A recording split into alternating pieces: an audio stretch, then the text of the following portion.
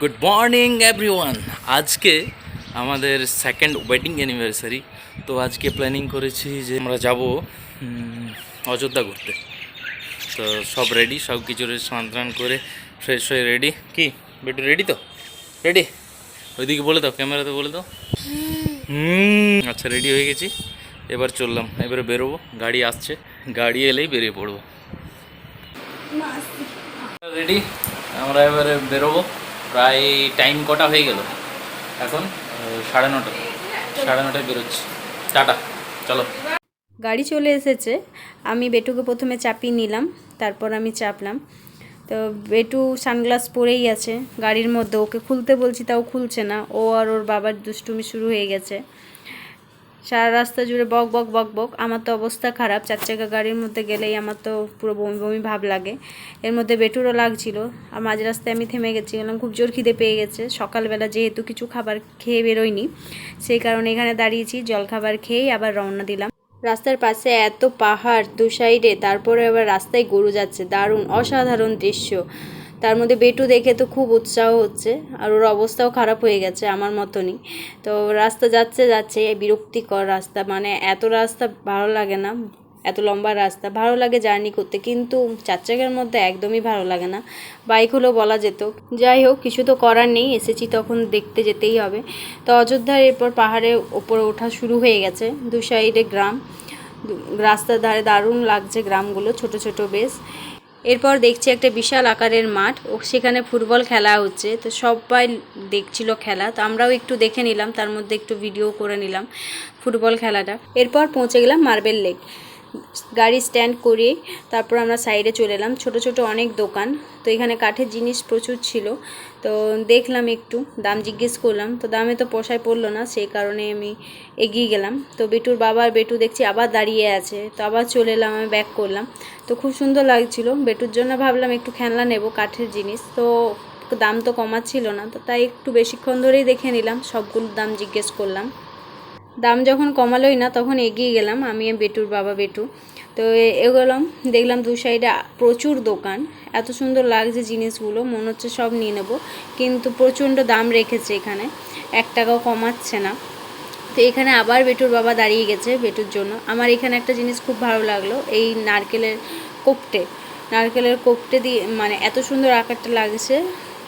ভাবলাম নেব নারকেলের কোপ্টেটা, কিন্তু ওখানেও দাম প্রচণ্ড বললো, তাই একটু হাতাগুলোর দাম জিজ্ঞেস করলাম। হাতাগুলোরও দাম প্রচণ্ড বলছিল, ওরা কিছুতেই দাম কমাচ্ছে না, তাই মনটা একটু খারাপ হয়ে গেল। সামনেই দেখছি একটা দুর্গার মূর্তি ছিল কাঠের, তো ওটাও বললাম নেব, তো ওটাও নিতে দিল না, কেননা দাম প্রচুর বলছে, সেই কারণে নেওয়া হয়নি। এগিয়ে গেলাম মার্বেল লেকের দিকে।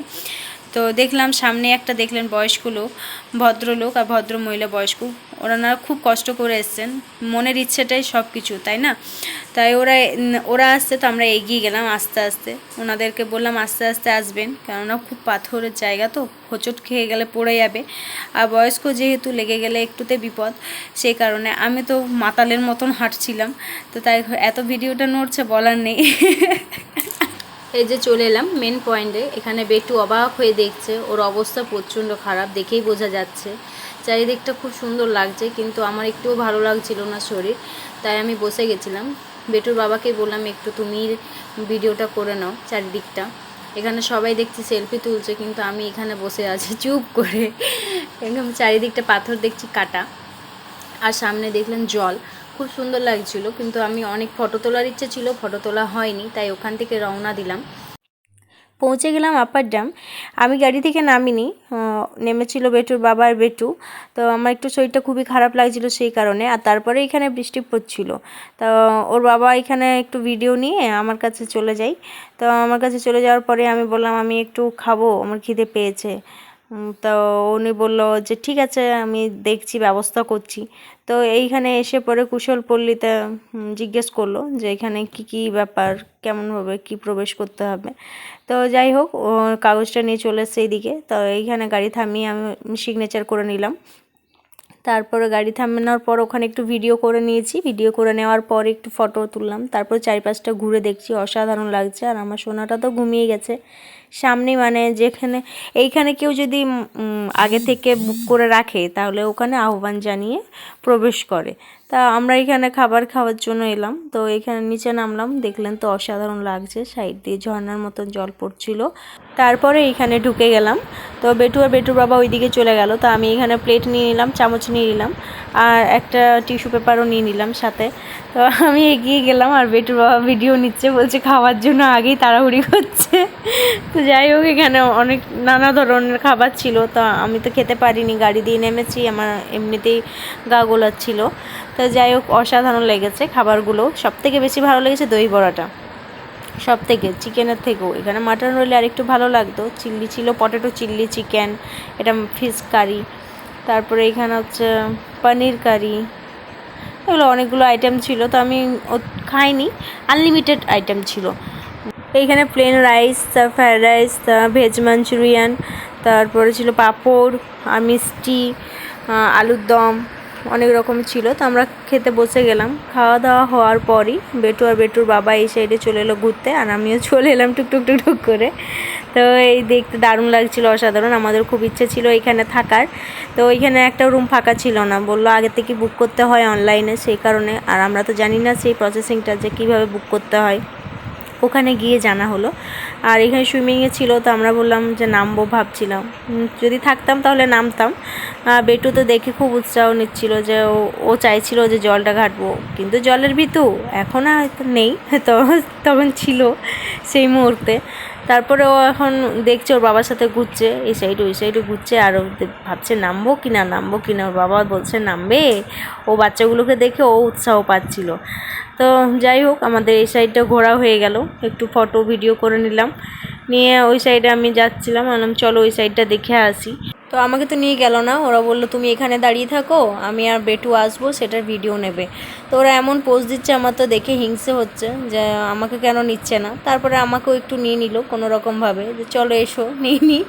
তো নিয়ে নিয়েছে, আর ওখানে বক্স বাজছিল, তাই বেটুর হাত নাচছে, হাতগুলো তো চলছিলই। তারপরে এখানে চলে এলাম, বাচ্চাদের খেলার জায়গা ছিল।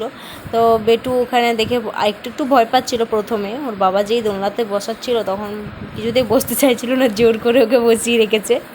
তারপরেও মজা পেয়ে গেছে যে হ্যাঁ ভালো লাগছে। এরপরেও গাড়িতে চেপেছে, বলছিল না কিছুতেই নামবো, চাইছে যে চলছে না কেন, ঘুরিয়ে দেখছে।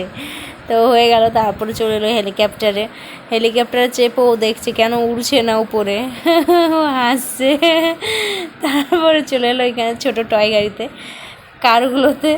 তো এইখানেও আবার দেখছিল যে কেন এটাও চলছে না কেন, চিৎকার করছিল বাবা বাবা করে। এটাতে প্রথমে তো একদম চাপেনি, ফার্স্টে তো এটি তাই চাপ ছিল। তো কিছুতেই চাপ ছিল না প্রথমে, তারপর ওর ভয়টা কেটে গেল, যেই একটু চাপিয়েছে ওর বাবা। তারপর রাউন্ডটাতে চাপানোর পরে তো ও বলছে এই রে, এটা তো নড়ছে না কেন, ও ভাবছে ভেঙেই ফেলবে।